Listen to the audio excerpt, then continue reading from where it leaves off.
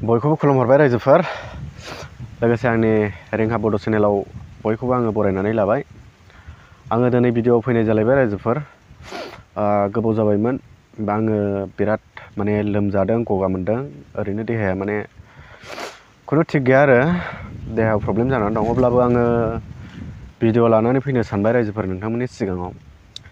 थ' भिडिअ थांनायनि सिगां गासै रायजोफोरनियाव आङो रिकुवेस्ट खालामो, जुदि नोंथाङा चेनेलाव गोदानब्ला नोंथाङा अननानै आंनि चेनेलखौ साबस्क्राइब खालामना हो, लोगोसे बेल आइकनखौबो थुनानै लादो जेन' गोदान भिडिअआ नोंनाव फार्स्ट आपडेट जाहैनाय बायदि। थ' मान गोनां गासै रायजोफोर, आं गोबाव खालामालासिनो गासैखौबो बेखौनो खावलायबाय, बयबो चेनेलखौ माने साबस्क्राइब खालामनानै हो। आरो थ'दो बिदिब्ला भिडिअ थांदिनि। आंथ' गोबां लिडारफोर दं, आइएस अफिसार, एसएस अफिसारबो देग्रोलायबाय, बेनो फाइनाल मेसेजबो हरबाय। बेनो फाइनाल, कुनु ड्राफ्ट नङा, बे फाइनाल माइनुटसो बियो। रायजो राजाफोरखौ माबाफोर बुंनो गोसो नामा? बुंगोन, बेखौ सेन्ट्रेल गभर्नमेन्टआनो जुदि मावनो हाया, नोंसा फिट गैया, तेजपुर इउनिभारसिटियाव थां, बबेबा माबायाव थां, इम्फलाव थां होननानै बुंखाजोब्बाय ना, हाया होननानै बुंखाजोब्बाय, नङा होमबा? मा दंबावो आरो नै आरो बेयाव एनडिबिखौ सख'नांगौ, रन्जन दैमारिजों लोगोसे गासैबो एनडिबिफोरखौ सख'नांगौ होननाय बेयाव जेबो लिरनाय गैया। नाथाय मोनसेल' खोथा लिरनाय दङ बेयाव, जे बिथांमोननो लन होनाय जादोंमोन। एक्स ग्रेसिया बिथांमोननो एसे इनकाम खालामनो थाखाय बेंकनिफ्राय लन होनाय जादोंमोन। लन माने मा? होफिननांगौ। नै बे लास्टआवनो दंखायो, नै लास्टआव लिरना दं, मिथिबाय? बेयाव लिरनाय दङ। दा कास्टमा बेखौ टक श'आव होजोबगोन। नै लन स्किल एगेन्स्ट फिक्स डिप'जिट, मिथिबाय? लनसो होदों बेफोरनो। दाथ' नुदों जों ससियेल मिडियाआव जे लननि थाखाय जा फैसा दं बेखौ होफिननांगौ, नुवाखै होनबा? बेयावनो लिरनाय दङ, नै बेयावनो होखाबाय। अबा नाय इउपिपिएलनि दैदेनगिरि बिथांमोना बुंबाय थायो, रन्जन दैमारिखौ बख'नायनि खामानि मावगासिनो दं होननानै बुंगासिनो। बेलाय माथो बेयावथ' गैयाना, रन्जन दैमारिखौ मावनायनि खोथा गैयाना बेयाव। एनडिबिनि बिन्दु मोनसे बेयाव गैया। लिरदोंमोन बिसोरो जुननि 12 तारिख एनडिबिखौ सख'नो थाखाय मोनसे रिकुवेस्ट एनआइए कर्टआव हरनाय जागोन, लेटार हरनाय जागोन, मोनसे रिकुवेस्ट माने मोनसे आर'जलाइ हरनाय जागोन होननानैसो बिसोरो रायज्लायदोंमोन 12 तारिख जुननि 2023 मायथाइनि। बिदो प्रमद बर'नियाव, बिथांनियाव जे बर' लिरनाय लेखाया एनआइए लिरना हरनाय लेखाखौ बिदो, नोंसोरो बिदो, नङा होमबा? जे मा होनना लिरना हरखो एनआइए कर्टनि एनडिबिनिखौ लानानै? नोंसोरथ' मिटिंआव माइनटसआव ओंखारदोंमोन 12 जुनाव, एनडिबिनि थाखाय मानो लिराखैसै? लिरनायखौ बिदोंबा हरदो, बेखौ बिनांगोन नोंसोरो, मिथिबाय? दा अब्ला नाय, दा दिनै नैबे माइनुटसो बियो, जि खामानिया माइनुटसनि गेजेरजोंसो सरकारा इमप्लिमेन्टेसन खालामो।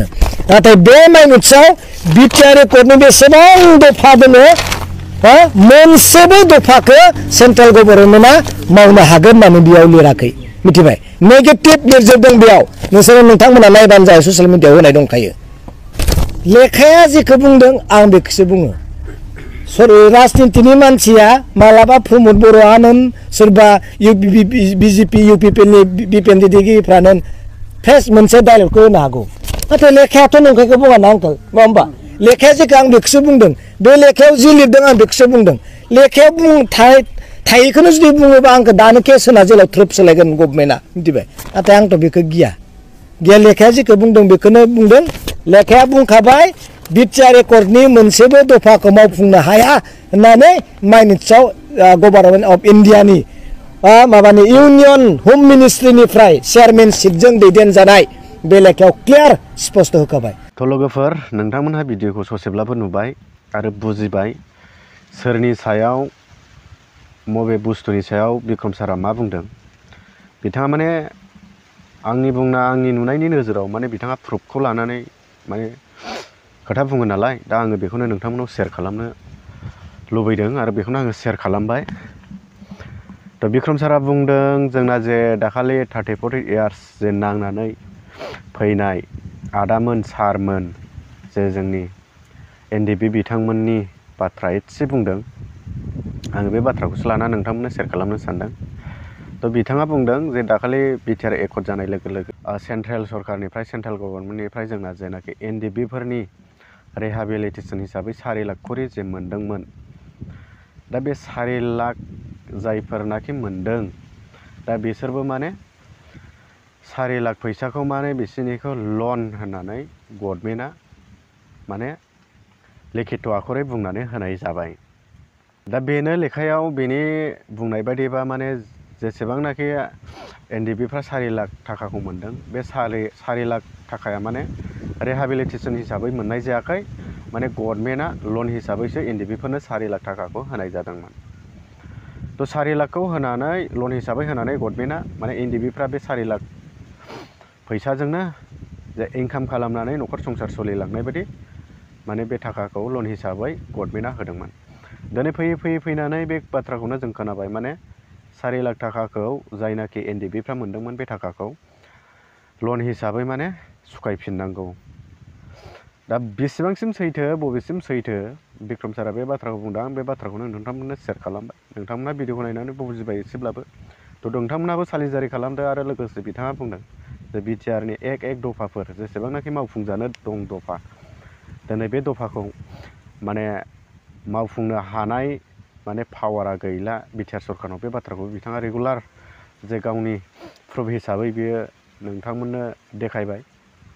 नोंथांमोनाबो बुजिदोंब्ला तो रायजोफोर भिडिअखौ जुदि नोंथाङा जोबजासे नायबाय अब्ला नोंथांनि सायाव जोबोद धन्यबाद थाबाय।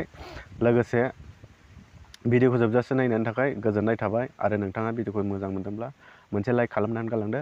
जेन' नोंथांनि बे मोनसे लाइकआनो आंनि भिडिअफोरखौ माने गोबांथार जे गोजान जायगाफोराव माने दैथायहरनो हानाय बायदि आरो आंनि गोसोआवबो आङो थुलुंगाखांनाय बायदि। तो लोगोफोर दिनैनि गुसुं भिडिअआ बेनोमोन। बाय बाय, थेंक इउ।